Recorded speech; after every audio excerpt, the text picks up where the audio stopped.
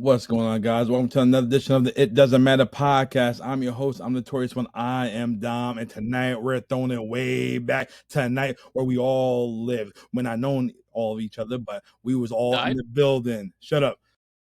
We went to one of the most electrifying shows of all time. Went to NXT TakeOver Brooklyn 4 live from the Barclays Center. And this show was on fire. But tonight, I'm not riding solo. I got my squad with me. I got BDC bringing all the smoke. I got my man ringside. He was there. He's going to talk about the deep dives.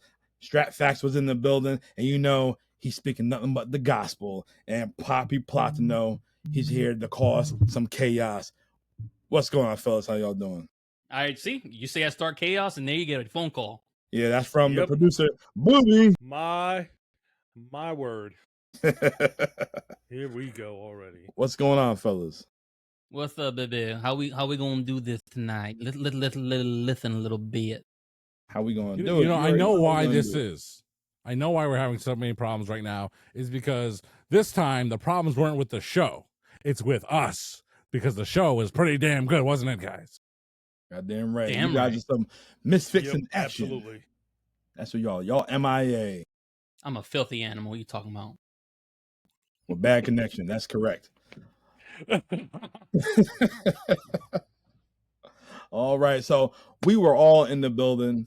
NXT TakeOver is always one of the hottest shows to look forward to. I'm sad that they didn't have it this past week during SummerSlam weekend, but it is what it is. It doesn't matter. But we were all there ringside. You were in the building. Tell us about your experience at this show right here. The only thing I could truly remember from it is it was just electric, start to finish. One of those shows where you go and it's just like Sheamus, banger after banger after banger, et cetera, et cetera. One of those shows where you're just constantly like almost standing up, and then you get up for the big spots, you get back down, you're up, you're down, standing ovations, just perfect. The perfect show. All right. Well, Strap, I know you were with ringside. What are your thoughts on Brooklyn 4 right here? You know, it's something that one has to experience in person because once you experience there, you can't experience it the same way. Even watching this show back, I don't remember much about it. But apparently I was there, and I'll stand by that fact. You know, if they only still provided paper tickets, could I show the proof right here on camera? Because that is where the power would lie if I had the physical ticket. But no, it's lost in some digital wasteland known as Ticketmaster, and we'll never recover from that.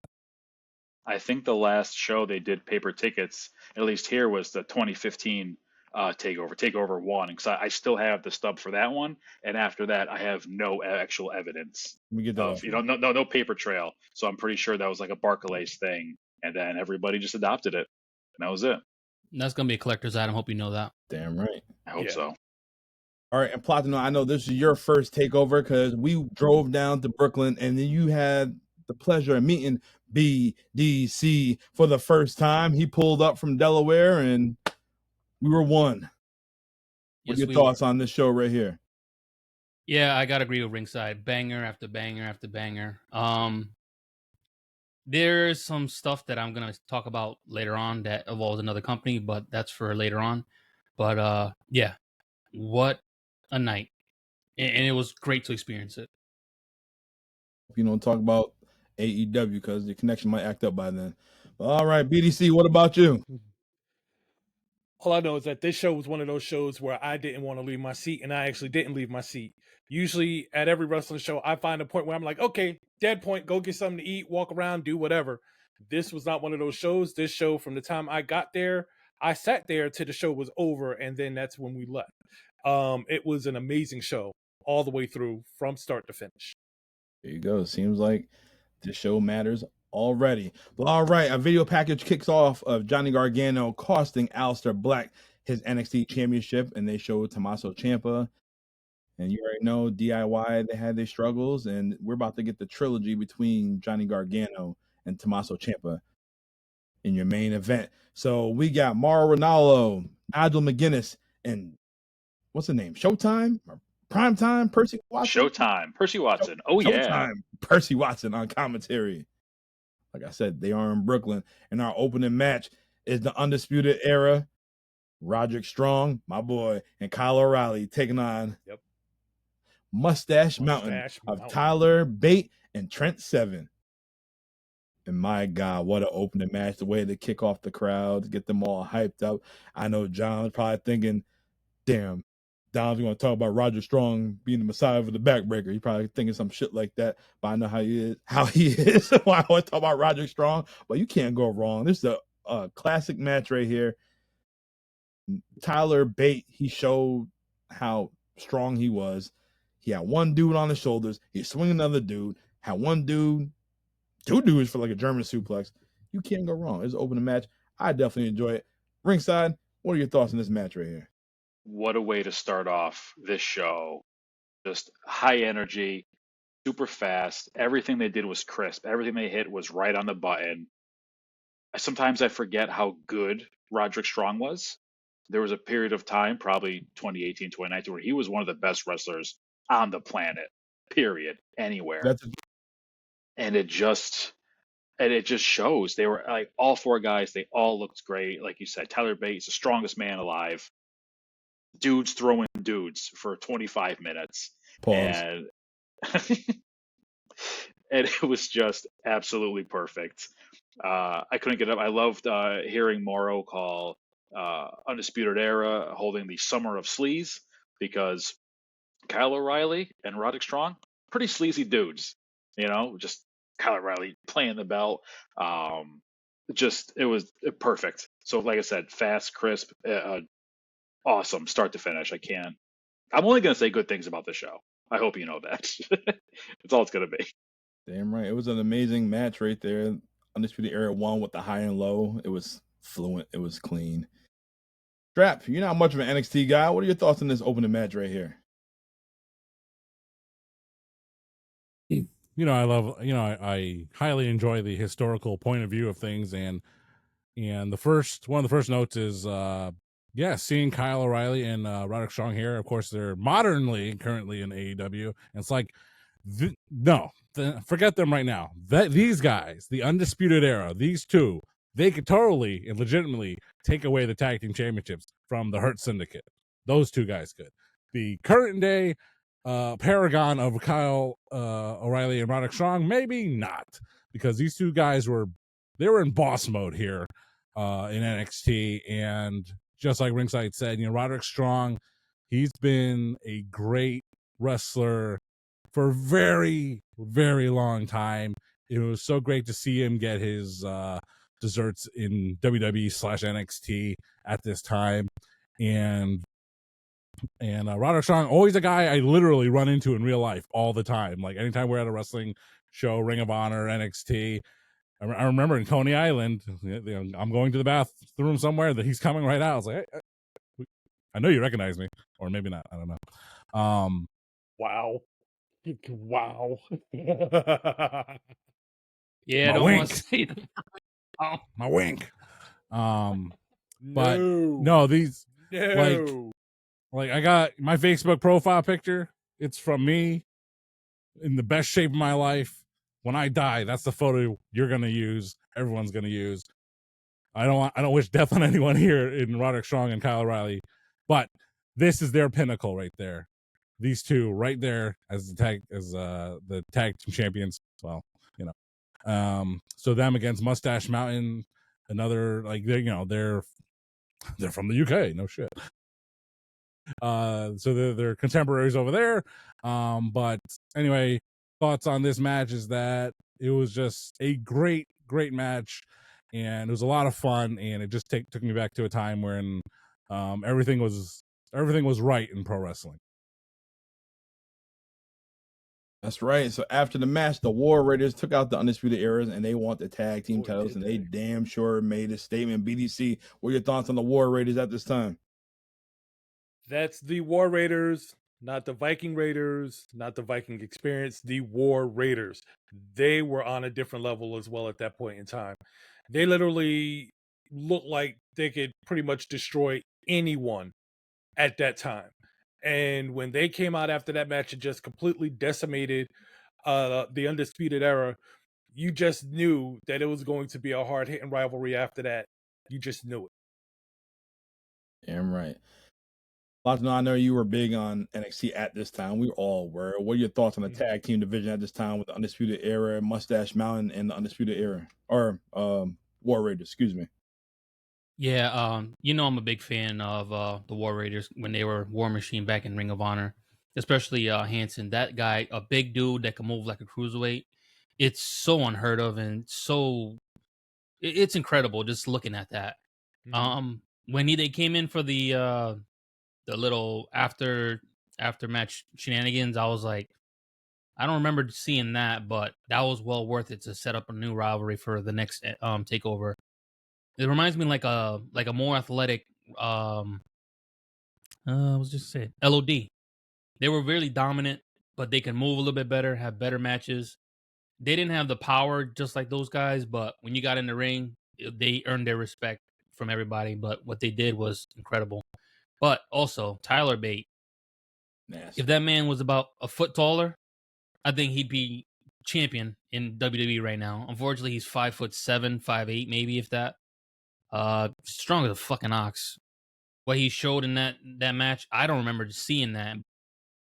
Vince probably looking at it like, this little guy, he can lift all these guys? Isn't it possible? If he was taller, make him my champion. Dude had Kyle O'Reilly up like this on his arm, and then ran him across the ring into Roderick Strong. That is ridiculous strength. The only reason I bring that up is because there's been a bunch of podcasts, I think between Bruce or whoever it is, that Vince is always looking for that Mighty Mouse, that strong guy who's kind of strong and can move and has that, charismatic ability. I'm like, looking at this guy, I'm like, you got Mighty Mouse right now. And you couldn't figure out what to do with him all these years later. But, I guess Vince likes 6'5" guys and other things he's not supposed to like. Well, I mean, he fumbled Neville too, so this ain't. I was about to say that was his Mighty Mouse. He fumbled right Neville there. too. Oh yeah, yeah. I probably would have gone with Neville more. Yeah. But Neville, we'll talk about that another day. Not sure we're going to talk about Neville Pac again, but the reason why Neville can't get over is because he got visa issues. That's his issue. Ain't that right, Strap? Yeah, he needs an American Express like me. Wait, what? Moving on. John got like the rewards. You got the rewards. John got credit like that. We're going to be shopping, Papa. Want a referral code? No, I don't have the credit. Referral code? Anyone? All right, well, our next match, we have EC3 taking on, my boy, Velveteen Dream. So once I looked up this card, I was thinking to myself, I said, I wonder if this is the match where he had the trunks that says, call me up, Vince. Yes, there was. Yes, it was. Yes, it was. Yep. He damn sure made a name for himself this night. I think even in the crowd, we could see that from a distance. We're like, what does this trunk say? And we're like, yeah, because we were literally looking it up like, yo, what does it say? That does it say call me up, Vince? Holy shit! Knowing what we know now about at that point, knowing what we know now about Vince, that wasn't for talent relations; it's for another reason. You know what? That's funny because on my notes, I want to ask y'all: do you think that people in Gorilla knew about his trunks? Did he get that shit approved? No. Nah. No way. He probably had like a robe on, just went to the ring like, oh shit. Yeah. Yeah, he didn't have those approved at all. He probably he was walking through Gorilla. Triple H saw it and was just kind of like, oh well. All right, kid. Prove it, Yeah. And he did. Did. Well, Triple H was one like that too, because I guess he went off script one time with Rocky, and then Vince is like, well, give it back to him. Damn it. So I know it's a different company and all that, but hey, if my boss is doing it back in the day, hey, if we ask, oh, why'd you do that? Following your footsteps. Basically, gotta have a little edge. Okay. All right, well, I'm not sure when we ever talk about EC3 again. So, John, what's up with EC3? How come he's not major success in the company or in any business right now. He's last I known he was in NWA. Like completely like changed his look. He got like a Rene Dupree going on right now, like kind of like that dark look. Nothing wrong with NWA. No, I'm not knocking NWA. I'm just saying like you go from TNA. You look like Ethan Carter the third to look like Rene Dupree. Yeah. Then you go to NXT and they threw you in the wolves real quick. You just basically had the Apollo Crews spot right there. Boom. Next thing you know, you're oversaturated. Now we barely hear from you. Then you start your own company with Braun Strowman and Adam Scherr. You see where that put him? That shit didn't last long. So, what's up with EC3? How come he didn't make it to the major roster? He didn't make the major roster, bro. Well, he wasn't the top 1%. He was in the 1% chasing that 24/7 title. Was he? That must be during COVID years because I don't remember EC3 on the main roster. You want to see what during all the segments when he was on Carter's TV? Fault. I'm gonna show you what he was doing. Don't mess with your computer. Drinking in a cup. Yeah, don't touch the computer. Yeah, let me share my screen. Not today. No one's doing that today. For the listeners, I was just taking a sip from my Yeti. But yeah, that's what he was doing, just taking a sip from his solo cup. Just like, why the hell am I up here? It was all Dixie Carter's fault. For the audio listeners that only pay attention to trends in the last 2 years, that's the Yeti is the current day Stanley Cup. Just so you know. It's very popular. It's always been ahead of the Stanley. More years ago. All right, get to EC3. Talk about what's up with him. Hey man, I'm trying to get a sponsor. Shut up.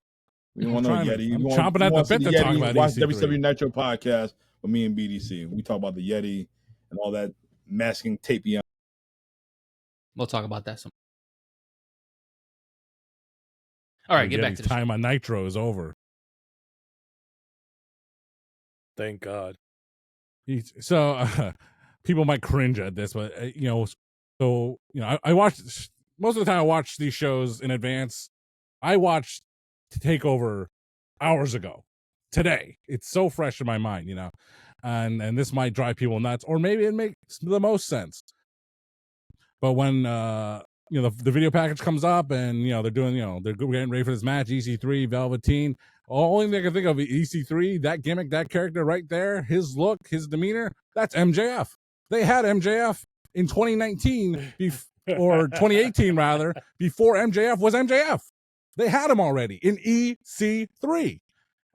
So I understand if Vince McMahon, who saw Derek Bateman in the previous years and said, this guy is goofy. He had the longer hair, the longer curly hair. I mean, yeah, he was in shape, but they had tons of bodies back then. And maybe he didn't like his big, ugly nose. Okay. Vince can not like him for whatever reason. Okay. But he left, went to TNA, became talking about son-in-law. Shit. That's a clip. Clip it. All right, you make it. I'm not making it. EC3 becomes a big star in TNA. Ethan Carter III, nephew of Dixie Carter, who was already mentioned somehow, and becomes a big star in TNA. And then TNA can't afford anyone anymore. Yeah, he makes his way to NXT, and he's looking like $1 million, $1 billion, and he's doing very well at NXT. He makes his way to the main roster. Man, Vince got that memory or something, or he sees him brand new. He still doesn't like the freaking guy. And so in the beginning of 2019, because this show, NXT, was in the summer of 18, they did promos, if you do or don't remember, for EC3, Lacey Evans, and Otis and the other dude. Tucker. Otis and Tucker. Heavy Machinery, yeah. So they did promos for those 4 talents, and they're supposed to come in January and go on the show and be a big deal, and they all tanked. They got replaced. Even the Viking Experience Raiders, they were around that time too. And that batch of NXT call-ups was just sucked. It was not good. Whatever. They didn't do anything on the main roster. That's when they brought in Ricochet and Aleister Black as a tag team. That's when they brought in DIY. Even though they're killing each other on this show, they brought them in as a tag team. And then Ciampa got injured again. And at least Ricochet and Aleister Black made it to WrestleMania in a 4-way tag match. But if there's a reason why you don't remember the call-up for any of these guys, is because 2019 WWE was on Raw. SmackDown was absolute garbage, if you don't remember. Baron Corbin was the ruling master of that. They apologized to the fans. That's why they had the NXT call-up. But anyway, for whatever reason, Vince and EC3 just never hit it off. And that's it. If you don't like it, you don't like it. It's over. And he was on the roster for a little while, and he petered out. And it's like, dude, if you're doing great in NXT, let's talk about Shayna Baszler in a couple of matches later. You can do great in NXT. There's no guarantee you're going to do great in the main roster. And that's probably, honestly, what killed my enjoyment of NXT. I mean, lots of things happened in those years. It's called the pandemic. They're doing shows in the Thunderdome. Sorry, I could tolerate the pay-per-views in Raw and SmackDown in the Thunderdome because, you know, the main shows, the main storylines are going on. I ain't tolerating it for NXT. I just wasn't. And they even had a different setup. It was like Thunderdome-esque with a couple of people surrounding the ring. And that's when I stopped watching. I mean, it coincided with a lot of things, but I just stopped following NXT at that point. It just wasn't the same anymore. And it also wasn't the same because of the proof that you bring these guys up. That's the point of the NXT. The developmental system as it was. You know, they bring them up and do nothing with them. They're garbage. They're thrown away. It's like, why invest my time in NXT? And even though things have changed, obviously a lot in the last 6 years, that still sticks with me. And that's why I don't follow NXT today. And well, Carmelo Hayes, how you doing? Nothing. That's what you're doing. He is him. He is not on TV. I don't know where See, I look at it from go ahead, the opposite perspective of just the NXT and the call-ups. You can say, well, it kind of ruined NXT for me when they would come up to Raw and SmackDown and they're not doing anything anymore. And as someone who religiously watches NXT, who's missed 3 episodes of NXT in the last 8 or 9 years or whatever it is. Don't tell me that. Even if they come up to Raw and SmackDown and Carmelo Hayes not doing much. You know what I mean? Like a lot of guys like that, they're not doing anything. At least we'll still have NXT. I still have NXT. You know what I mean? I could always go, damn, yeah, him and Trick, they were killing it. You know, he was the champion. He was the B champion, but he was the A champion when he was down there. And like, they can never take that away from us, you know, which is a silly thing to think, but at least, you know, and I look at NXT as kind of like, yeah, when the main roster stuff sucked, and there was no other alternative. Well, we had NXT. That was the cool, the hip, the underground thing. You know, it felt like a different company. So it's always like, I always root for all those guys that come through Full Sail or the PC or whatever, even if they don't end up doing anything of note on Monday or Fridays. You know. Yeah, and unfortunately, the biggest problem with that was who was running NXT versus who was running the main roster. And bottom line was, you could be excellent in NXT under Trips and Shawn Michaels, but you get to WWE, now you're working under Vince's style, and now you have to adapt to that. And if you don't adapt to that, you're not going to succeed. And if he doesn't like you, you're not going to succeed. And if you don't fit his image, you're not going to succeed, no matter how much you are liked. There's a whole burial site full of bodies that have been popular in one way, shape, or form in NXT or even in WWE, that because they weren't Vince's favorites, they never went anywhere. And all the way up to the time that he left the company, it had always been that way.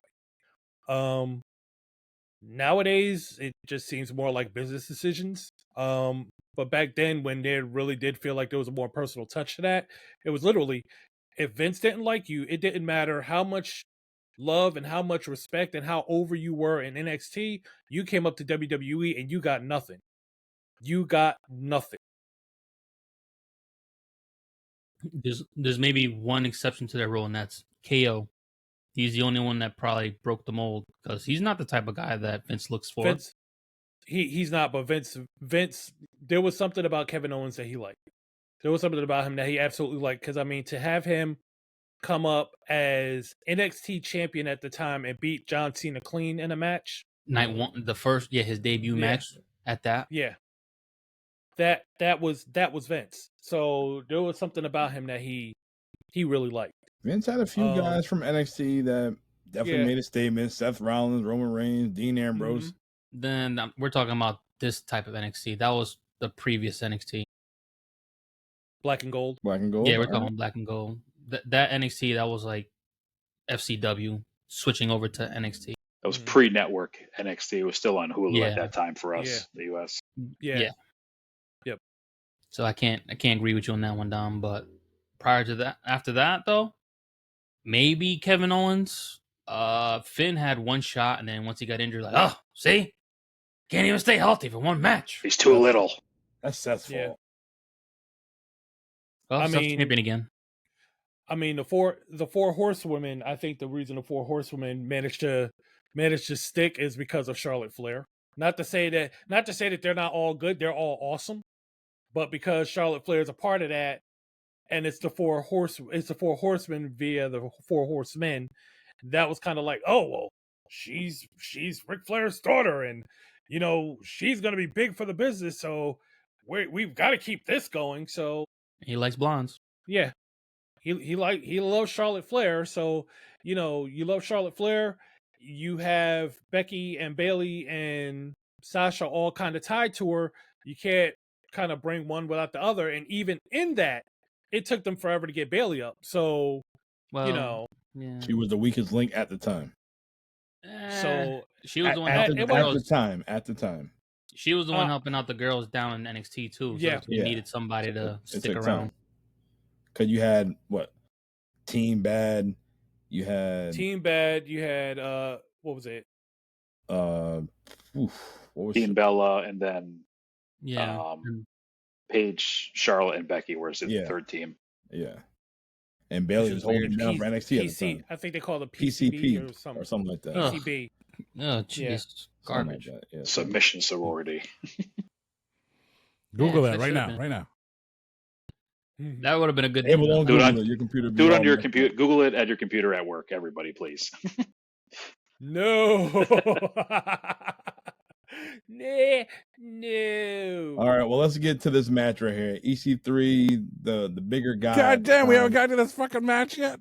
Hell no, we ain't talking about the second match on the show. We took a 10-minute detour. EC3, it was important though. He straight manhandled the Dream. Dream finally got some offense. He turned it around on the entranceway and hit that twisting DDT, that Alexa Bliss DDT that he does. I love that. Yeah, it was pretty cool. And then later on in the match, the Dream hit the Dream Valley Driver, the DVD on the ring apron, following up with the diving elbow. He throws EC3 inside the ring. My man, ow! The Dream, he gets the win. Dream was over. Absolute over. star. He was a star in the making, but he tried to push himself to get to the next level, and obviously the cookie crumbled. I think something happened with him in NXT too, because he kind of stayed a little too long. He was there through the pandemic, and then he got into his troubles outside. Issues. So I think maybe if he got called up 6 months before the pandemic, it'd be a different story. Hopefully, he was still like boys. It was the tights. Like boys, but geez. Yeah, it was the tights. The tights did it. The tights forced them down. It was serious? the tights. Force the boys down? No. Come on. Not that. There was a notable change in the performance of Velveteen Dream, as Ringside mentioned, toward the end of his time. But I think that's because the rumors and stuff were already circulating, and that's why it was obviously very obvious distraction in watching the promo video. Excellent. I mean, if this stuff originally aired on the television show, but the promo video and the green screen of him and EC3, just tremendous work, just top notch stuff, and it's absolutely a shame that sometimes the most creative artists can be a creep. So it's sad, it really. But no, Velveteen Dream was absolutely he was on fire, man, and He was on fire. Yep. yeah, it's just sad the way things went. I hated Patrick Clark. Tough enough, Patrick No. Clark. Then he was red, white, and blue in NXT. Patrick Clark. Then when he figured out his role as the Velveteen Dream, once he figured out how to work the character, he was money. Oh, He was money. And still to this day, I say it every now and then, every time I see it. One of the coldest things ever is when he was showboating in front of Ricochet, and Ricochet dove over the top rope, front flip right in his face. Oh my God. Yeah. Clip that, John. Make a reel of that. I think they already did. That was more Ricochet than him, but It still. was still clean. But his reaction to it, Yeah. he just was kind of taken aback, like, oh, you know what I mean? Clutching the pearls. Yeah, exactly. Like, wait. Literally. That Tony Storm. Oh my! Can you imagine Tony Storm in this version of Velveteen Dream without his troubles? Oh my God, the promos! Oh my God! Can you imagine Velveteen Dream and Luther? Ooh. Sign me up. That would be even better. Sign me up. Ain't that right, John?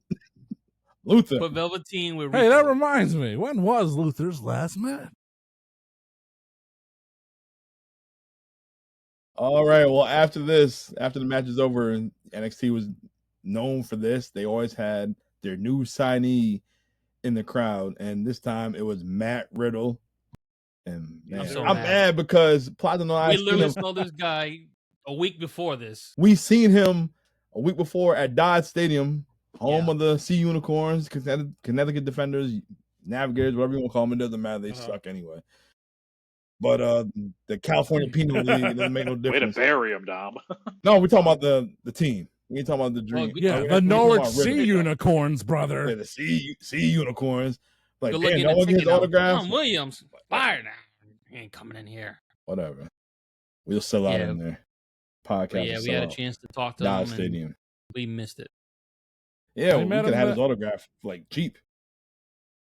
I mean, I swear, like it was because that was 18, and he obviously signed out. He was signed after that, but I swear, like in 19, I had my apartment, and that's when I met him. Because with Billy Gunn, right? Wasn't Billy Gunn at the stadium too? Do you remember that? Billy Gunn, Rey Mysterio. Yeah. Okay. Yeah. Maybe it was 18. There's a few others. There's a few others. Okay. I did meet Matt Riddle there, so I don't know, my timeline's off. Bucks was there too. Yep, met them too. Carmelo was there, but he was Casanova. Corey Graves was there. Corey. Renee Paquette. Renee was there. Yeah. It was a who's who of who's in these companies now. It's yeah, that's probably one of the best shows I've ever been to. I just want to back up briefly. I thought the match was too long. The Velveteen and EC3 match. I thought it was just a little bit too long.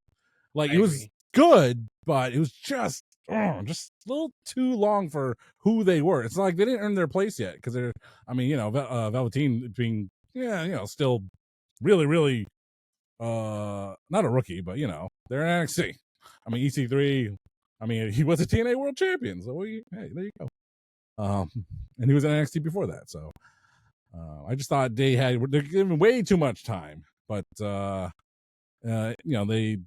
was a hot finish, so good job there. But yeah, so we show Matt Riddle that crowd, and that little clip, you see it on your Instagram algorithm, just him, going bro. I thought that was really cool. I was really hyped to see Matt Riddle join the team.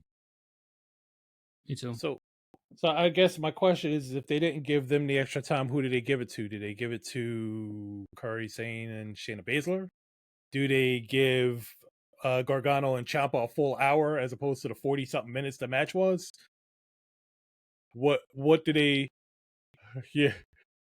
Oh, they stretched it out because that pay-per-view ended up being what, 2 hours and 38 minutes? Like 2:30, yeah. Under 3 hours. Yeah. So it's like you have a point. It's like it would have been nice. You could have thrown like an extra match in there if you had the talent to do it. But I'm sure that's the talent to do it. That's how much we're not remembering this show. Didn't they film like 2 episodes of NXT television before this? No. Like live, right? They would do a few dark matches. Yeah, they would do 2 or 3 matches, relatively short, before, like as a pre-show, and they would air Mhm. that on Wednesday, and then they'd be back. They would do the batch recording a few days later for Yeah, the so I'm looking following at it right cycle. now. The 2 dark matches was Bianca Belair going against Deonna Purrazzo, Bianca won. and then for the WWE United Kingdom Championship, you have Pete Dunne taking on Zach Gibson. And Pete won that. Yeah, so like I said, they had the good opening matches, and then go to the main card. Boom. But our next match, possibly the match of the night. Possibly. I don't know. I definitely enjoyed it. It's for your North American title. We have John's boy, Ricochet, taking on Adam Cole, baby. An instant classic. An instant classic. Absolutely. Rewatch this match. I enjoyed it. Ricochet, he hasn't lost a step. I miss seeing this Adam Cole right here. He was that coolish heel the fans loved. He was on point. He wasn't injured. He was all about business. You cannot go wrong. And then in this match, just you can't put the phone down, put the remote down, get off your bike. Just watch this match right here. When Ricochet went for that springboard moonsault, and then Adam Cole super kicked him flush in the face. Neck. Yo. Picture perfect on the button. There. Come on. Then to follow it up with that suplex shoulder breaker. I miss this Adam Cole. Should have been over, though, in my opinion. It should have. I know Ricochet wins the match, but right there, I was like, you already just gave the crowd everything they probably wanted to see. You could have ended it right there, and they'd have been happy with Adam Cole walking away still champion. John, I was a little disappointed, but I wasn't at the end towards either. John, give me this Adam Cole right here in 2018 and Kyle Fletcher and All In. This is what I wanted to see. This is what I was hoping for. This is what I was hoping for right here. That would have been a banger. I mean, Adam Cole right now, unfortunately, is whatever situation he's in, he's not currently an active wrestler. Probably feels the way I do, just longs for days in the past, better times in the past. And hopefully better days are in our future, both of us, but now, just like I was talking about Roddy and Kyle O'Reilly earlier, this was peak Undisputed Era, peak of these guys, and it sucks. It sucks to see what happened, that they're not there anymore, as over as they were, so yeah. But just a side note, this was my old boss DJ Irv. He was always bitching about, oh, wrestling sucks now. It's like, and I was like, dude, there's good wrestling out there. It's, you just got to find it. He didn't know where to find it, so he told me that this was the best match he's ever seen. Adam Cole and Ricochet. And I love when outside people tell you things like that, and it's like, oh my god, that was a great match. It's like, based off what? Don't be so defensive about the sport we love, guys. But he said Adam Cole and Ricochet was the best match he's ever seen. I was like, cool. Watch more NXT. Don't watch Raw. Right. Especially not during that time. It was especially during not during that time. You had to watch NXT on Wednesday night. You didn't want to miss that. No. Hell no, you did not want to miss what was going on. You could miss Raw, you could miss SmackDown, you could not miss NXT. That 1 hour, you had to watch. You could miss WWE pay-per-views sometimes, but you were not missing NXT at all. You couldn't miss takeovers because it was the best wrestling of the year, period. Right. It was the standard bearer of the weekend, and that's with all the pay-per-views that's coming through. Anytime when you have a takeover coming through and it's rivaling and beating your main pay-per-view, that says something. We used to be like, oh shit, NXT setting the bar. And next you know, you watch SummerSlam, whatever the pay-per-view was the next night. Like, this was whack. This is terrible. Yeah. And John's like, all right, this is good right here. I like this right here. Ronda Rousey. Hey, nothing wrong with that. I agree with John on that. But Isn't it funny though that this is what AEW turned into? This is literally AEW. Everyone talks so much crap about, oh, these guys don't sell, they don't do this, they don't do that. So what's going on in 2018? I was thinking that while watching the show of how much of this roster ended up in AEW today. And one of the knocks of this era of NXT was that, oh, it's just PWG from 3 years ago. Mm-hmm. All those guys graduated to NXT, and a lot of those guys graduated to AEW. So even though I like taking shots at AEW in this instance, I don't know if it's necessarily fair. Because we just, Triple H was like, oh, PWG, they're doing some cool stuff out there in Reseda. Well, I'm going to do the exact same thing with a gigantic budget. And that's what he did. Yeah, And thank God he did. I'm so happy. Yeah, I think what ends up happening though is there's levels to it, because while NXT was in moderation, AEW is just an overindulgence sometimes. So that's kind of what you have to look at. It's like, oh yeah, like I watched and I was like, okay, Ricochet really no sold that, okay, but you're saying that at least 10 to 15 times a night if at any AEW show. So as I said, I think the problem is not that they do it; it's that it's purely how much they do it. BDC, that's a clip right there. That's a very good, I don't want to say observation, but that's a very good, whatever it was, whatever you want to call it. That, yeah, AEW is overindulgent. AEW is overindulgent as 2/5 of the panel here are AEW guys. I won't say who the other one is. But even if someone wanted to say that this NXT was also overindulgent, I wouldn't disagree with that either. I love it, but there was some times where at one of the matches there was a complete no sell of a finish.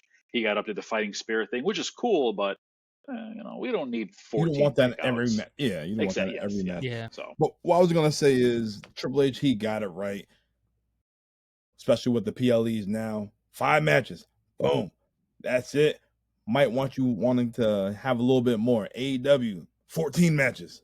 Like, all right, bro, like this is too much. Let me have a little bit more. I know you got all these titles. Maybe do a 2-night show or something like that, but yeah, it's hard. It's harder though, Dom, because you got to think about it. They're not putting pay-per-views on every single month. Oh, they're doing it now. Well, now, yeah, because they got so much of a fucking roster. They got to start pumping this shit out. But like you said though, too, if they have such a big roster, they're gonna start doing it every month. Maybe tone it down from 14 matches to about half, 7. Give them the long matches that you always give them, and make somebody sell. Damn. And I was telling Strap Tony's this. song, I love her. I was telling Strap this when we was down in Texas. I said their Ring of Honor brand should be their Saturday night. That should be Collision right there. All right. Showcase whoever you want to put on Saturday nights. Yes, you're going to have your veteran roles. You're going to have your Dustin Rhodes there and whatnot, but that should be Ring of Honor. Give them that slot right there, because nobody's going to subscribe to Honor Club. Yes, you're going to see whatever's on social media and whatnot, but let's get Ring of Honor the way it used to be. Basically, Tony, you got the platform to do so. Make it happen. Maybe he's trying to pump so much out that he's working on other platforms to put them on. I mean, you have a blueprint on what not to do. WWE had ECW and didn't really go well, and you have a blueprint of how to do better than that, and you're not doing it right now, and it's disappointing. ECW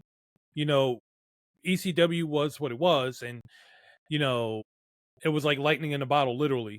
And trying to bring it back, it didn't work under the way things currently were. Ring of Honor is a whole different animal. Ring of Honor was a mainstream thing for a while, for a good long while. A lot of these stars that are out here today are products of Ring of Honor, and you've now bought this brand.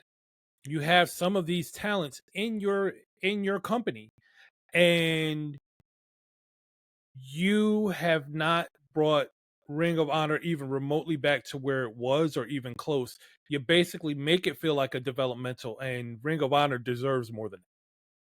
Well, I gotta disagree with you on that. Ring of Honor was always a developmental. If you think about all their top guys, where are they now? They ended up champions in other bigger companies, but they made somewhat of a name in Ring of Honor, but they were always going to get poached by bigger companies. Samoa Joe, AJ Styles, Seth. But different, but it had more. It had more exposure. So that would be kind of like saying the same thing with TNA, because that had what happened with TNA. A lot of their talent got poached by WWE and AEW and stuff like that. So no one's calling them developmental, and they literally started out with just a majority of young dudes, and then one or two veterans in the mix, and then it kind of grew from there. So I'm not so quick to say, oh well, Ring of Honor was just developmental. These guys, when he really went out there, made a name for themselves, built that brand off of their backs to the point where these major companies wanted to sign these guys. And developmental to me is a company that, yeah, well, we're gonna have these out here just because we are going to get these guys up to another organization at some point. Ring of Honor wasn't that. Ring of Honor was, we're gonna get these guys out here, we're gonna put out the best show possible, we're gonna make Ring of Honor a name. These guys are gonna go out here, put their asses on the line, and then we're gonna see what happens. And just what happens is these guys were so damn good that they started signing for more money elsewhere. Like if Ring of Honor had the money, maybe they stay, but they didn't have the money like that. They didn't have WWE money. They didn't have even TNA money to get these guys out, keep these guys. So that's ultimately what happened. Doesn't make them developmental. It just makes them not able to keep up financially with these other companies. Yeah, Plotno, I have to disagree with you because when Eddie Guerrero got released in, what year was it? 2 or so, he went to Ring of Honor. He worked to get his way back up to the WWE. So that's definitely not no developmental right there, man. Like these guys, yes, you have the local talents trying to make their name, and yes, some guys became established, but these dudes, they fought hard to get noticed. They got recognized. Bryan Danielson, CM Punk, yes, they went to TNA, and they had what was PWG around at the time? No, like not Adam Cole, in the early days. Yeah, so these guys, they were honing their craft, and they finally, made it up there. So I don't think it's developmental. They was like, all right, you're damn near better than TNA, and you're on your way to the WWE. This is all it was at the time. I think calling it developmental is pigeonholing it in a negative. I feel like there was more manner, chatter about TNA, even if than, that's not the intent. I mean, itself. If you work at Crown Chicken and Grill, it's not a developmental for KFC. It's just another place to do business. Mm-hmm. That's it. It's just another place that someone can work. It doesn't mean they're in the big leagues and the minor leagues. You know where you are. Dave's Hot Chicken.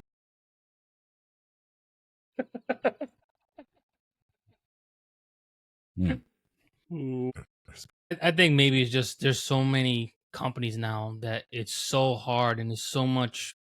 The appetite's being filled so quickly, and it doesn't matter where you go. You got GCW, MLW, Ring of Honor, like you said, AEW, TNA, WWE, 5 freaking shows, and then you're left with companies where they're still trying to develop guys, but they end up going to the bigger company because they have more dinero. Yeah, right. Exactly. And it's very difficult. Exactly. So yeah, I get it. Like maybe I probably said it wrong, but if you think about it, they were basically WWE's developmental for a while because they were just poaching those guys like nothing. And in a way, that's what Triple H did with NXT. He pretty much killed the indies for about a good 7-8 years. They're just starting to come back a little bit. They're redeveloping all these other companies, but it's not like before where there was just superstars everywhere. Yeah. He definitely did some damage in the UK on the European. He did so much damage they didn't have anything for. Did. I don't think they had it for like a long time, right? Not even gonna hold you on that. He definitely did. He wrecked the UK. He wrecked the UK. And there's a bunch of wrestlers that put him on blast for that. Like, bro, what the hell are you doing? Especially when you do that and then ultimately you dissolve NXT UK. So it's like you brought all these people in. You pull all the top talent from all these UK-based promotions. You bring them all into NXT UK, and then you say, we're not doing that anymore. And now all these folks got to find places to go back. Now, was that a Vince directive, or was they just didn't want to do it anymore, or was COVID that just killed everything? I don't know. I think it was I a don't know. COVID thing, and they weren't. It wasn't doing too hot, anyways. It is funny to bring up UK because we do see at some point during the show there is a coming soon NXT UK video Yes. package, Yep. Yep. and I'm Yep. like, damn, it wasn't even around yet. Like, that's crazy. No, You know, they had 2 or 3 shows, but that was it. Yeah, but and that's when we get reintroduced to the future world champion, Walter. Not Gunther yet. All right. Well, Ricochet, he won this match, and he's your new North American champion. All right. The show is still hot. Our next match is for the women's title, the NXT Women's Championship. We have Shayna Baszler. She is your Wait a women's minute. champion. Ew. And she's taking on Kairi Sane, and they are showing a Pirate video Princess. package of them two, and they fought in the Mae Young Classic, where Kairi Sane she beat her. Shayna Baszler, she's pissed off. She becomes the champ. And they show that she defeated Kairi Sane again. So this right here is their rubber match. And Shayna Baszler, the Queen of Spades, she dominated this match. She's working on Kairi's knee.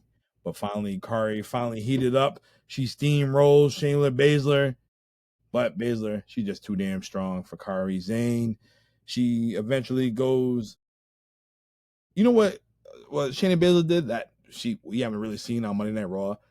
That standing knee strike that she did, like that standing. Yeah, Mhm. I Oh love that. Lord, that was clutch. That's a UFC move too, I think. Yeah. It's like I forget what they do. It's the Superman punch almost, where Basically, it looks like they're gonna knee. kick you, but then they go for the knockout punch. Yeah, so that was fire right there. But Kairi Sane, she's strong. She's a strong pirate, and she lit Shayna up. She hit her with the insane elbow, whatever you want to call it, to her back. Mm-hmm. And she dove on the outside with a crossbody block, then got back in the ring with another elbow.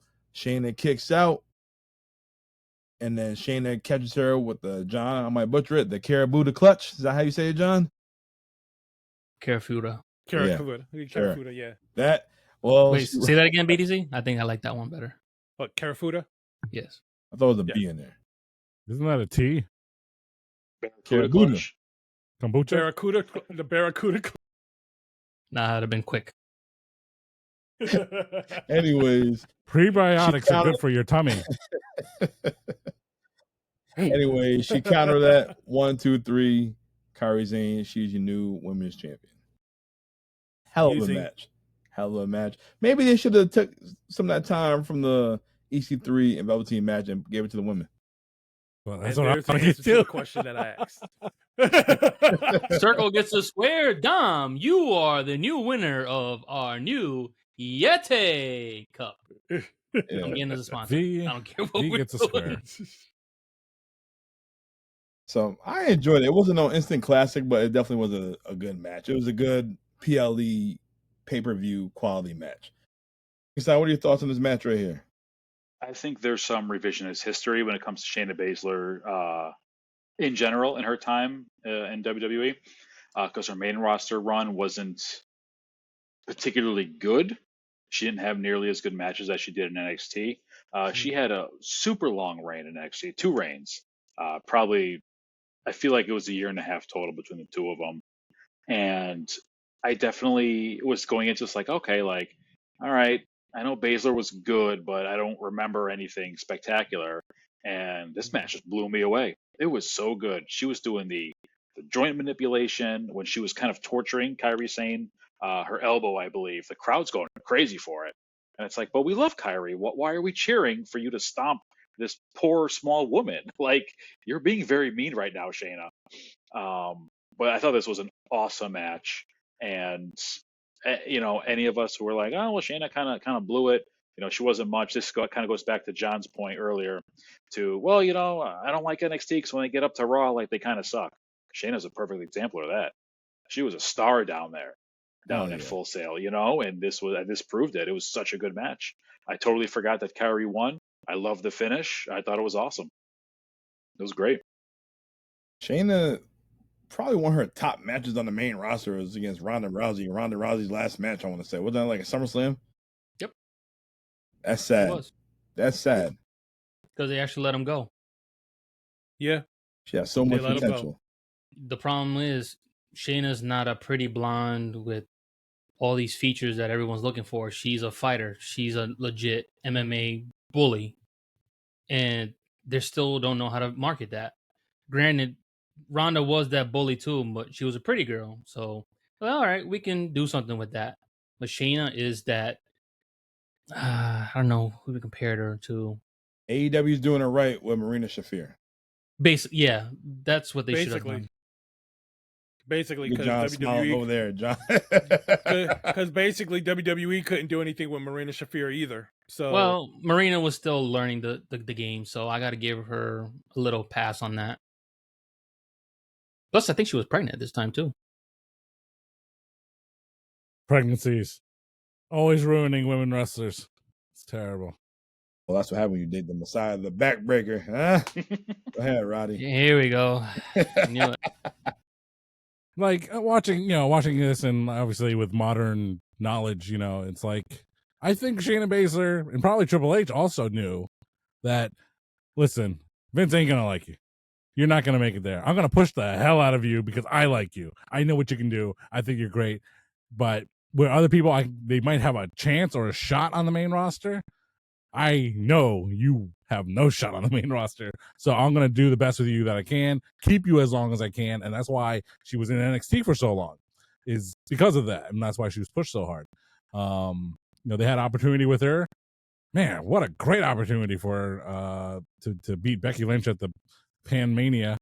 I remember that one too. Because she just forfeited the title to Asuka like 2 weeks later or the next night. I don't know. It's like, what the hell? You can just give it to Shayna? What the hell? Nothing in the pandemic matters. Yeah. Sorry, Drew McIntyre's world title reign. But it was a wasted opportunity. But I mean, her work. I'm not. I'm not saying she's as good as Okada. I'm not saying that. But like Okada, she's a long match wrestler. You're not going to find the best of Shayna Baszler in 5 minutes. You're not going to find the best of Okada in 5 minutes. Their best work is in longer form matches where they can take their time, tell a longer story, and that's just not the forte of main roster WWE. Yeah, I agree. Yep, wholeheartedly. You know who Shayna Baszler's title reigns reminded me of? Karrion Kross when he was NXT champion. I hated his title reign. Wasn't flashy. Wasn't there to be like, oh, look at this guy. But when they got in the ring, it was time to get busy. And Shayna was that chick back then, and Karen was too. Unfortunately, his promos weren't that great in NXT, but I mean, look at the groundswell now, man. He's killing it. They didn't give him the opportunity he is now. That shit was terrible. Vince really didn't give him the opportunity when he brought him up the first time. Oh my God, they killed him. He really didn't give him a chance. He had a snowball's chance in hell his first time up. And they didn't even bring up Scarlett. Like, what are you doing? No, did not bring up Scarlett and brought him up looking like a modified Spartan. Not even that. He looked like a freaking member of the Demolition Temu version. Where's Kane's old mask? Basically, let's spray paint that. Not the Kane Big Red Machine mask. That welder's mask thing. Yep. Yeah. NXT TakeOver Brooklyn, sponsored by Mayans. Mayans. You didn't see the commercial? I was like, that show is so old. The show brought to you by the Jetsons. Jeez. Wow. Laverne and Shirley on at 8 p.m. I kind of skipped through those things. Good Lord. All right. Well, it's our main events. We have DIY. We have Johnny Gargano taking on his old boy, Tommaso Ciampa from the NXT Championship. And this is the last man standing match, and the fans are loving Gargano. I know Platino loved Gargano's tights because who was it, Platino? Please. I never liked Gargano. Still don't. You like his tights, goddammit. No, the fuck I don't. Wasn't it Venom? Was there? I don't know who it was. I Oh don't shit, think he it didn't was watch the match. I wasn't He paying didn't watch the match. attention. It was I didn't definitely want a symbiote. There was a little red in there, so it Oh, might that be a one. little Carnage and Venom going. Carnage and Venom, yeah. I know you like his tights. No. Cause you always got the Still superheroes. Just because I like superheroes don't mean I like someone's tights. Yeah, he ain't you know. He had good gear for takeovers. Yeah. It wasn't like Wolverine, the yellow and the blue, you Yeah. know, it wasn't that, Oh, but He did Wolverine I couldn't before. tell. Just- Yeah. Now, yeah. I like Rey Mysterio with the Captain America. That was dope. Or the Flash. Vince didn't like it. Guess he's returning your Christmas gift. Vince likes the Flash because he likes. Never mind. Mm. Like a BDC. You Did won't you say? did you say Vince likes the Flash or two Flash? Which one is it? Oh, Okay. yeah. There you go. Just Yeah. making sure we're clear. All right. Well, Tommaso Ciampa, he's that badass heel. He had Goldie by his side, and no music. That was epic. I loved it because you could hear the chorus of boos. Ooh, look at that title. Yes, sir. I need That that. Goldie right here, boys. Yes, that. sir. Beautiful. You got the That's 2KO all. one, or the 2.0 one. No, I that's will. black I will and get it gold. though. I will get 2.0. This is black and gold. Don't get that. Yeah, You get black the I love Sparkles? it. I love it. The sparkles, really? Yeah, dude. Different logo too. I gotta do it. I love 2.0. Let's not get sidetracked. We could talk about 2.0 another time, please. Word. I don't think we will. You the NXT guy now. I don't watch it, so I can't tell you. You the Oh. NXT guy in your house. There you go. I remember the first There in you your house go. they had. Give me. It Doesn't Matter podcast has a new podcast Oh, coming out. Lord. NXT 2.0. It think we doesn't all- matter 2.0. We just watch 2.0 every week. Oh no. I think we all need new to just relive logo. the whole pandemic. Relive the whole pandemic. That's all we need to do. Dom, I think we lived through it. We'll be fine. No, because a lot of people don't remember. I know. I don't remember. I don't care. Here's my idea for a new show. Here, imagine this, guys. The It Doesn't Matter podcast. Pandemic 205 Live. I'm And there. to bury the whole damn roster. I'm fine with that. In the beginning, after that, it's a breeze. No, only What? pandemic era. 205 Live. Oh, all right. Oof. No TJP, no Enzo, no Neville, no Austin Aries. Mm-mm. Just Oni Lorcan. I like Oni. Oni Lorcan. I like Oni. Oni Lorcan and Biff Busick. No. Hey, that was Oni nice. Was that Lorcan. gentleman Jack Gallagher time? Before he got this big chest tattoo, and then he became a creep. Another one of those. Oh yeah. Yeah. Just like If you're from the UK and you're a professional wrestler, chances are You're a creep. All right. Well, this match, this last man standing match, had a little bit of everything. Ciampa looked good. What's his project? He the triple Project fire Ciampa. bomb with the underneath. Yeah. God, I miss this Ciampa right here, man. Sinister Ciampa right here. Johnny Gargano struggling to get up. He finally gets up. Super kicks Ciampa while he's sitting in the chair.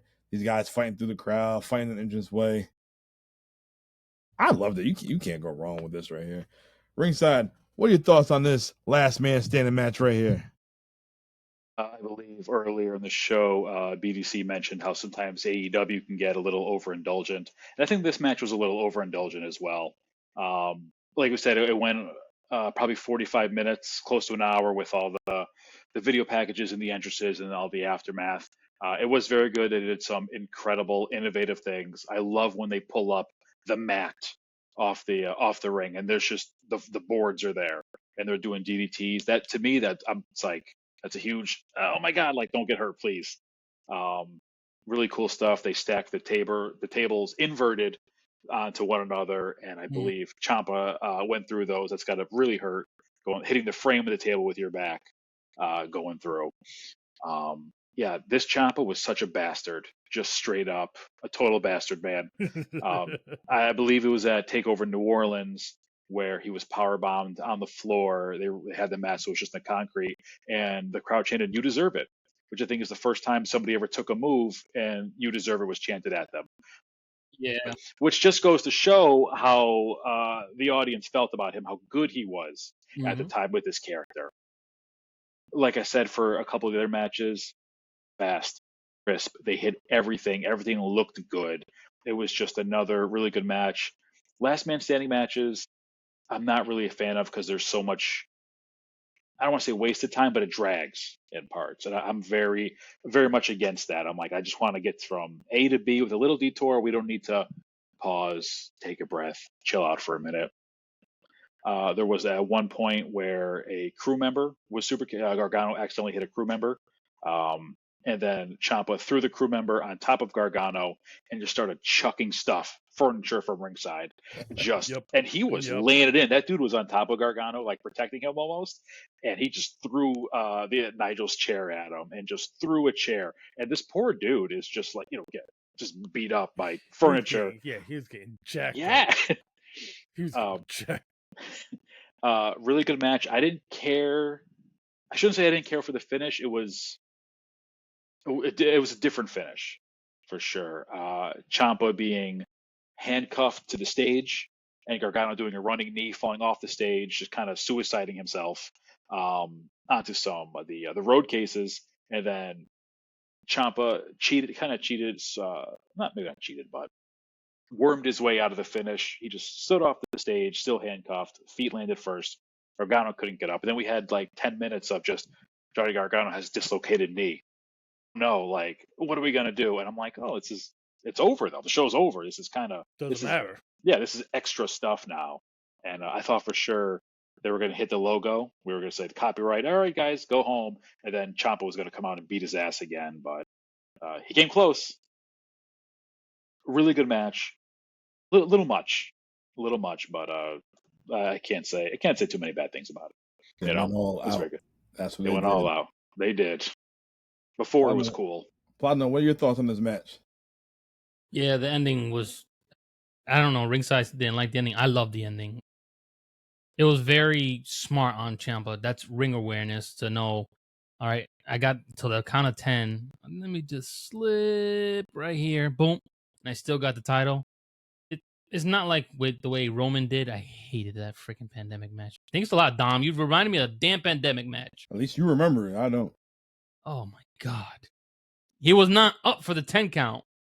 Freaking Paul Heyman scrambling for the right key. Like, only have one. You don't need 50 keys. You should tell yourself that. I got plenty. Shut up. What are you talking about? You know I got some... Oh, never mind. Good. I was hoping it'd be on this camera. giant ring Not of on keys. camera. Not on camera.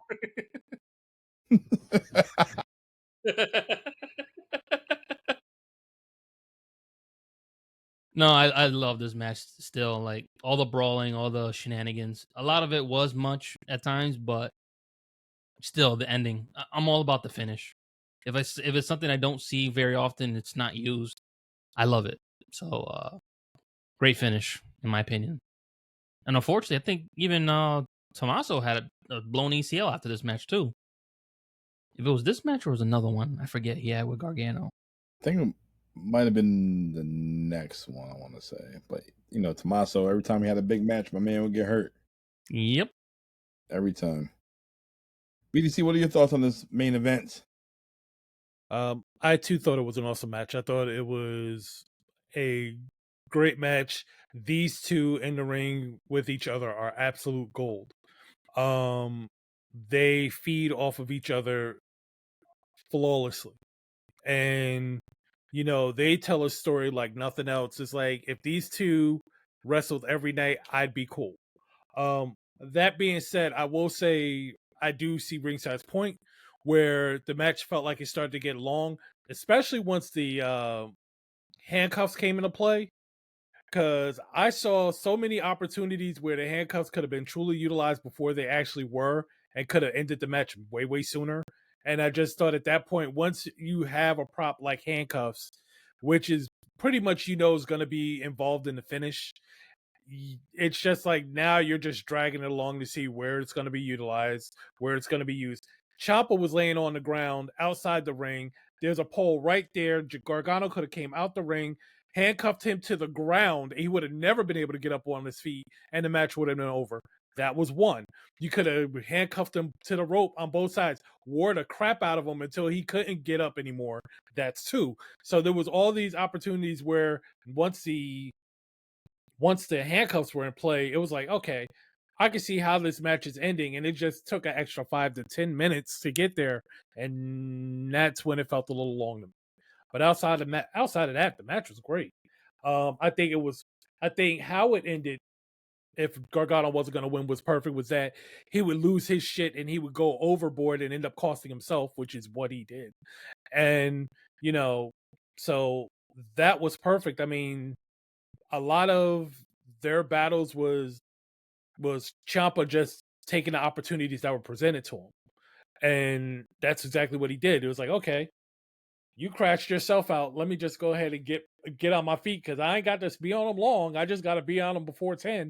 And sure enough, that's what he did. But like I said, I thought it was an amazing match. I thought it was. All right. Strap, do you agree? Did you enjoy this match? Yes. All right. Well, you enjoy this match. We all enjoy this match. Yeah, I want to hear from you. What are your thoughts on Johnny Gargano and Tommaso Ciampa's rivalry?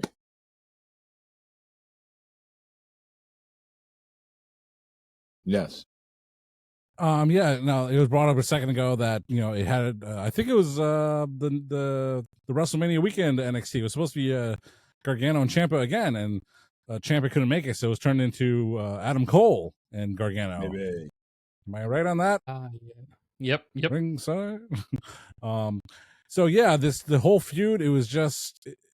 I mean, it obviously had this match. It had the trilogy of sorts, but it wasn't perfect because there's so many accidents and blemishes in the way. But they did the best they could with it, and I was chatting with Ringside before the show. And it's like they should make because speaking of Fight Forever, that Kevin Owens and Sami Zayn, like before that, or after that, actually, we had Ciampa and Gargano Fight Forever. It's like someone should collect their stories and their program and put it into a book, because Kevin Owens and Sami Zayn, there's a book about those guys and their feud. So even though they're a tag team right now, and I don't think they'll break them up and have the same thing they did in NXT on the main roster. But not it's stack just of dimes. But you know what? That's okay. There's probably lots of fans like Ringside who just stick to NXT, and I can totally see it, and just have fun with that legacy. Have fun with the NXT legacy. There's so many great things that came out of NXT, and it's like, you know what? I'm not gonna let anyone ruin it for me. Let NXT just be NXT. People come in, people go. Someone new, someone old. They come back, they don't come back. Just let them exist on their own plane. And that's where the greatness of a feud like Ciampa and Gargano, two guys who really legit not supposed to be signed to WWE. Really, not at all. And one thought I had in passing was, Ciampa never made it big in Ring of Honor, but just say he did. Just call him the Ring of Honor World Champion, Tommaso Ciampa, the Sicilian psychopath, against the Dream Gate champion from Dragon Gate USA, Johnny Gargano. That was cool. That was cool for me to conjure up in my head. Dragon Gate USA, an indie promotion. I went to a lot of shows in the Massachusetts area, and versus Tommaso Ciampa, represent Ring of Honor, a company that I followed all over the Northeast and Florida and other places.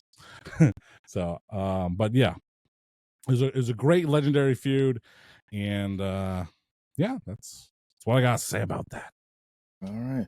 Well, I could say, I know y'all probably feel the same way. This NXT TakeOver Brooklyn 4, it does matter. Absolutely. Well, no, I'm just kidding. It does. I got 2 more questions for you guys. I'm going to start with Ringside.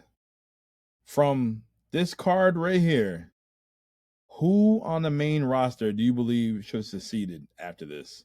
Or who on this roster right here should have succeeded on the main roster? It's 2 guys, and they wrestled each other. Velveteen Dream and EC3, 100%. Because you look at those guys; they're both the only guys on this card that were not work rate guys, right? They were body guys, but they're not indie darlings. They're not little guys. They're both big guys. They're jacked. Awesome promo skills, right? Mm-hmm. Awesome character development. Like they know who their characters are. And they had characters. A lot of these guys are just really good wrestlers, which is awesome, right? Obviously, we talked about how good the show is. And EC3 and Velveteen Dream, they have everything that at the time Vince was looking for, and one never got the chance to, and then one had the chance for 2 weeks, and then that was it. Mm-hmm. Excommunicado, I believe, would be a good word for it. And then so it's so disappointing. Even if they weren't maybe going to main event WrestleMania, those guys had long-term IC champion written all over them. You know, I know John said EC3 was basically the blueprint for MJF, and he could have fit into the Miz role for sure, where he could have been Intercontinental Champion, U.S. Champion, fight for the world title if you need a scumbag chicken shit heel to beat up John Cena for a month. You know what I mean? If you need a filler feud, he would have been great for that. And Dream, I think the sky was the limit for Dream. You know what I mean? And I think those are the two biggest what ifs out of this card. Everybody else, I think, settled in pretty much where they should have. Ricochet should have gone further. I think that he did, but he didn't do bad for himself at all. You know, for his size, I think he probably hit his ceiling. Should have done a little more, but I think everybody else had has had a good run except for EC3 and Dream. Definitely the two guys. All right, BDC, what about you? Who do you think should sit seated on the main roster? I will agree with Ringside as far as EC3 and Velveteen Dream. I will add Shayna Baszler, and I will add Ricochet and Adam Cole. Here's why. Adam Cole, absolute monster with promos.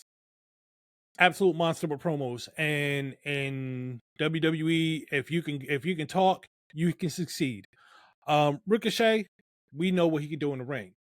I think the problem with Ricochet was that we know what he could do in the ring, and WWE has a history of slowing good indie wrestlers down to their speed, which is why NXT succeeded so well. Shayna Baszler by far should have been at one point a women's champion, whether it be on Raw or SmackDown, either which one she should have been. I think, does she talk that great? No. You know who else don't talk great? Brock Lesnar don't. He don't. But guess what? He's been a multiple time champion. He goes in there, he destroys whatever you got. You know, I look at Shayna to a degree of Walter or Gunther, because Gunther goes in there, he handles his business. He talks, sometimes he talks more now, but he goes in there, handles his business, and it's believable he'll go in there and he'll just wreck shop with anybody. We all know what Shayna Baszler can do in the octagon, so it is very much reasonable to believe she should be able to go in the WWE ring and wreck shop there too, especially with when you look at some of the women that are in the WWE now that are quote unquote champions and doing their thing. I mean, there's plenty of them that Shayna could have beaten on a day off that are currently champions or at least in the title picture in WWE that Shayna never even got a chance for. And I don't think that was cool. I think merely it was her look is the reason why she got kind of sat down versus anything she could do in the ring, because I know she can go in the ring. All right. What about you, Strap? Who should succeed in the main roster?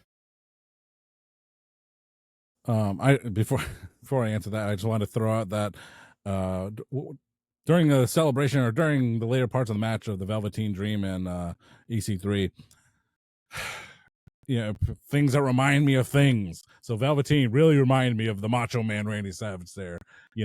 Just the most, not the most macho, but the most flamboyant. And that applies to Macho more than Shawn Michaels. Sometimes I said. Anyway, just echoes of that. But who would have succeeded on the main roster, I would say Adam Cole. I think of all the people, he was main event level. I know he's small and all that stuff, but tell me he doesn't look like Shawn Michaels at all in any way, shape, or form. Like he just looks like a young Shawn Michaels, and that didn't stop HBK from being the star that he was. And so Adam Cole, like I said, he's at his peak right here. He's the freaking man. I mean, if you just literally just plug him into the spot on the main roster in toward the main event level, he fits in. That's what I think. He fits in. So he could have gone further. He could have been the instant star. So he had the most potential to succeed on the main roster. All right. What about you, Platinum? I gotta agree with you on that, man. Adam Cole and Velveteen were just miles ahead of everybody when it comes to promos and charisma themselves. When it came to selling, what wrestling is they sell you on the match or even the pay-per-view. You seen those guys cutting the promos, their packages. You're like, all right, I know what this guy's all about. I understand what they want, and I'm going for it. So this is what I want to watch. But a sneak peek for someone that should have succeeded, Tyler Bate. That guy impressed the hell out of me every single time. If it wasn't for his stature, like I said before, could have been world champion. He was world champion in the UK, but wasn't that full-time mainstay champion that they probably could have used. Give Tyler Bate about another 6-7 inches. Pause. You'll be Whoa, hold on. Whoa, easy. Lord. Oh, Lord. All right. Well, I have to say, everybody on this NXT roster, they deserved a spot on the main roster. But who should have succeeded? Adam Cole, that's for damn sure. Yes, he had that Shawn Michaels look. He had the edge. He had that charisma. He had it. Didn't work out. Velveteen Dream, same thing. He should have had that potential. EC3, he definitely had the look. Tyler Bate, Shayna Baszler.